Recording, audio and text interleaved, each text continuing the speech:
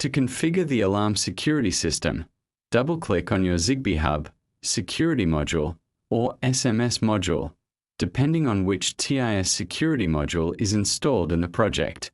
Add a comment for your security alarm, then click Add to Homepage and save. This will add the security module to your database, allowing you to arm and disarm the system later from your mobile phone using the default alarm password. You can change this password by clicking Project Config, Homepage Setting, Security, Change Password. Select the Security Basic tab and enter the data as follows. Siren delay. You can enable an extra siren delay before the siren starts. The delay can be set between 10 to 180 seconds. Reset after alarm. This value, in minutes, sets how long the siren sounds after an alarm is triggered, preventing continuous operation. It does not disarm the system, it only turns off the siren. Entry delay. This is the delay countdown that starts when a detector with entry delay enabled, such as an entry door, is triggered. It gives the user time to disarm the system before the alarm starts. The delay time can remain the same or be multiplied by 2 times or 4 times, depending on the configuration. Exit delay. This is the time allowed to leave the house after arming the system. Exit delay restart mode.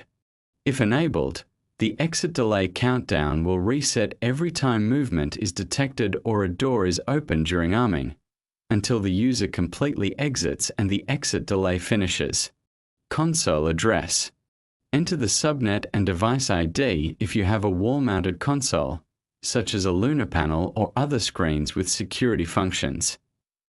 This allows the security module to communicate with the console to send buzzer sounds and messages during arming, disarming, or alarm events. Siren configuration. Siren on. Enter the address of the siren if it is connected via output relays and should turn on during an alarm. If the siren is Zigbee based, no address is required. Siren off. Enter the address of the siren if it is connected via output relays, message sending and push notifications. Enter the subnet and device ID of user phone apps and select the messages to be sent in case of an alarm. To add push notifications, go to the Push Alarm tab. Under External App Address Info, double-click the entry. Enable it and enter the subnet and device ID of the user's app. Add a comment, such as the username. Repeat for all users and press Save. You can set your app address by going to Settings, then Password Settings, and changing the app subnet and device ID. In the Software Push Alarm tab, you can edit the alarm message content by modifying the message comments here. The serial number corresponds to the universal switch number for each message. To trigger a message, select the command type as Universal Switch. Enter the subnet and device ID of the user's phone. Set parameter 1 to the message serial number configured previously.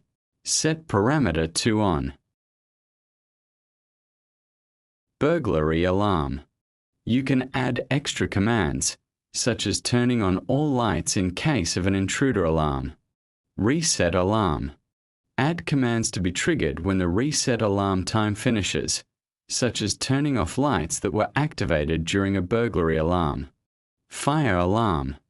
You can add commands such as turning off ventilation, opening all access doors, and turning on emergency lights in case of a fire alarm. Gas alarm.